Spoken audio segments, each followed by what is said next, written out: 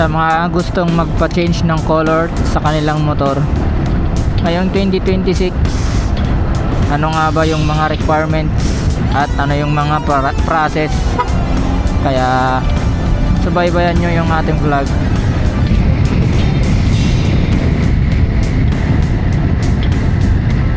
Nang tayo sa Santiago guys, nung oras na 10:22. Sana walang masyadong pila dun sa LTO.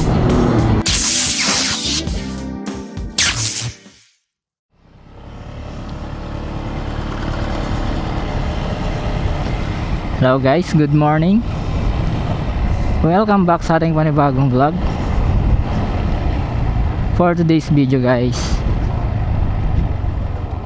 pupunta tayo ng HPG. Magse-secure tayo ng clearance para sa change color nitong si Toothless.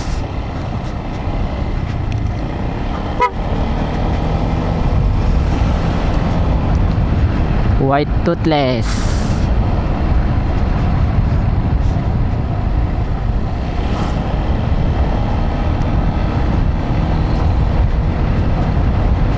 Time check 7:53.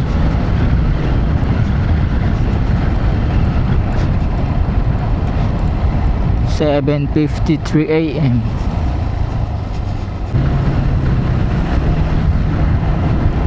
Sa mga gustong magpa-change ng color sa kanilang motor ngayong 2026, ano nga ba yung mga requirements at ano yung mga process, kaya subaybayan nyo yung ating vlog.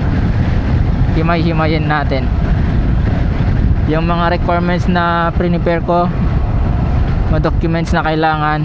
Dito ko na sa ilagay sa baba, tignan nyo na lang.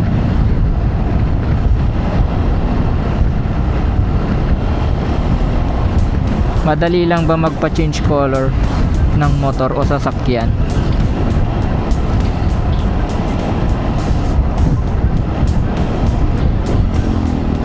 Tara, tignan natin guys kung ano yung mga proseso.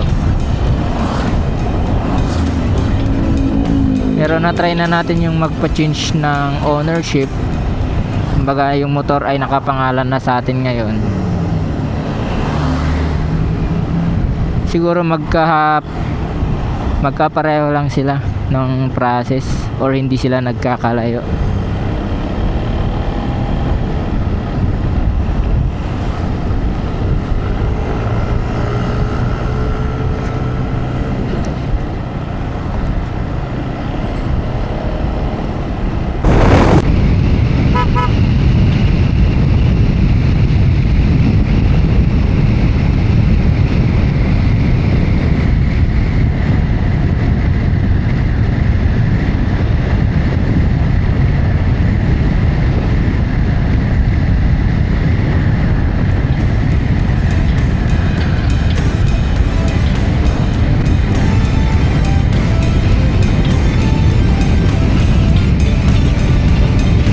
Malapit na tayo sa HPG guys.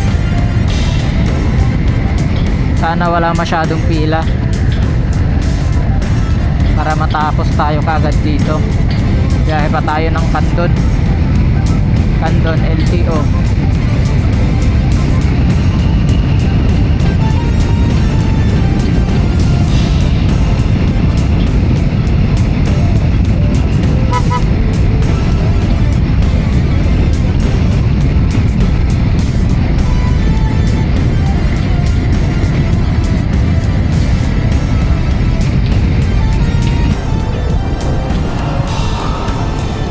Dito na tayo sa may HPG Ilocos Sur.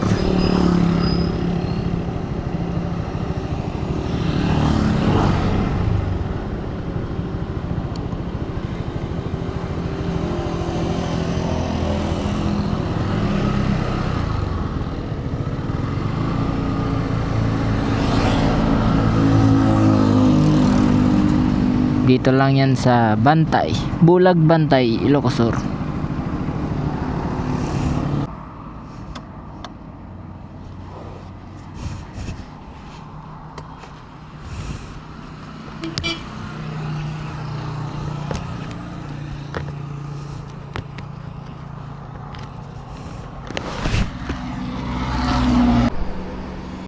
Yun, dito na yun, dito na tayo guys. Sakto, walang pila. Tara, pasok tayo. Bale, tapos na tayo sa may HPG guys. Kapag-bayad na tayo. Pwede kasing magbayad doon. Bale, dito sa amin, dalawa kami ni kuya kanina. Pinagsabay na, kaya yung binayaran namin is 1.3. Bale, yung isa sa amin 735.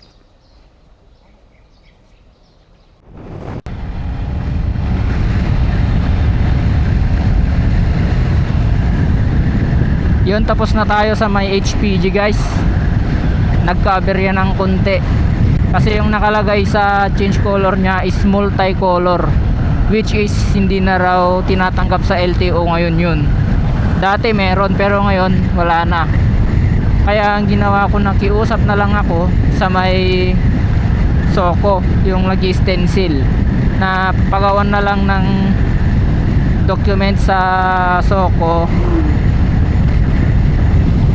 ituloy niya pa rin na stencilan, tapos ang ilalagay niya na kulay yung white black na yung kulay niya ngayon, kasi yun na raw yung gusto ng LTO, yung specified na talaga, specific na color niya talaga.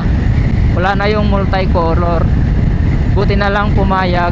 Tapos yung affidavit na change color at ng painter, papapalitan ko na lang doon yung multicolor to white black para hindi masayang yung lakad natin. Kasi kung babalik pa ako doon sa Santa Cruz, malayo.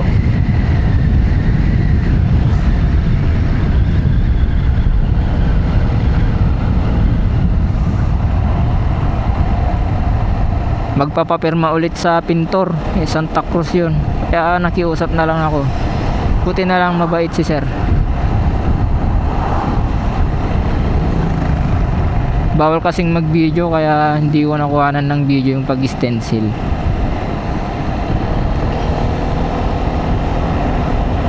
Pinagbawalan tayo na mag video.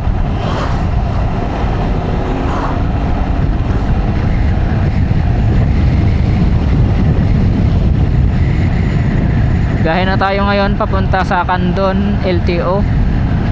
Time check 9:35 AM. Susunod na gagawin natin is kuha tayo ng insurance na yan, naka-indicate na yung white black color.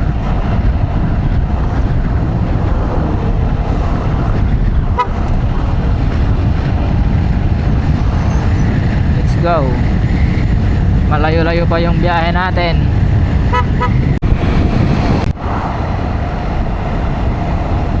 Dito pa lang tayo sa Santiago guys. Nung oras na 10:22. Sana walang masyadong pila dun sa LTO.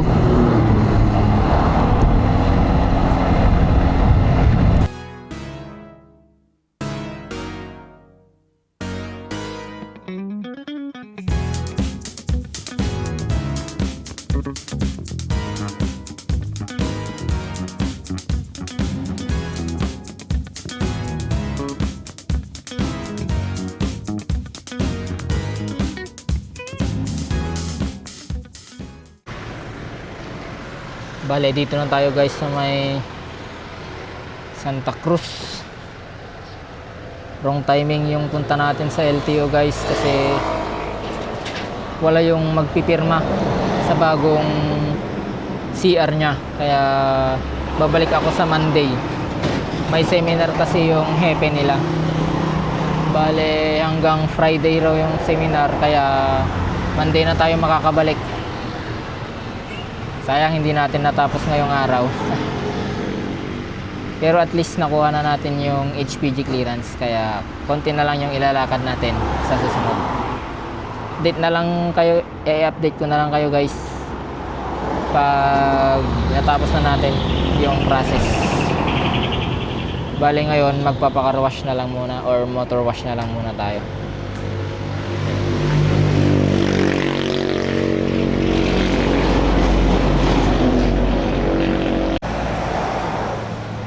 Yan, tapos na siyang nawashingan. Walk around natin. Linis.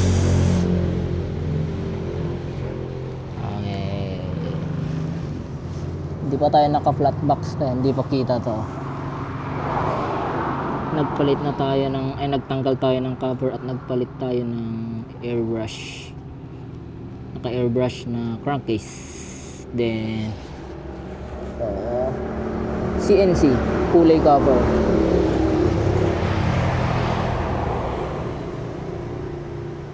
Let's go. Ayan.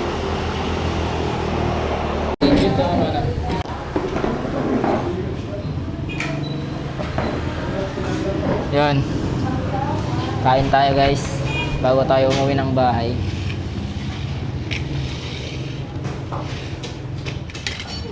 Kakagutom. Kain muna tayo.